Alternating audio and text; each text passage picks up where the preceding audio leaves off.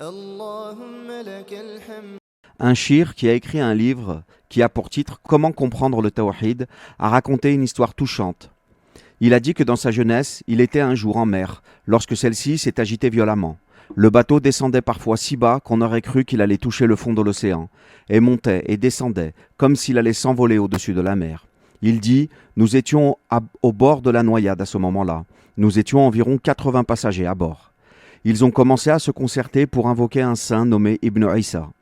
Ils disaient « Seul Ibn Isa peut vous sauver de ce danger. » Alors ils se mirent à crier « Oh Ibn Isa, oh Ibn Isa, viens à notre secours. » Ils ne se rappelaient même pas Allah à ce moment-là.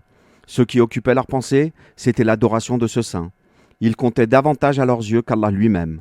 Alors je leur ai crié « Invoquez Allah, c'est lui seul qui a le pouvoir de vous sauver. » Mais ils se sont mis en colère contre moi, au point qu'ils ont failli me jeter à la mer. Mais Allah m'a protégé grâce à certains marins présents parmi eux qui cachaient leur foi. Je suis resté ainsi isolé face à eux, jusqu'à ce qu'Allah lève cette épreuve.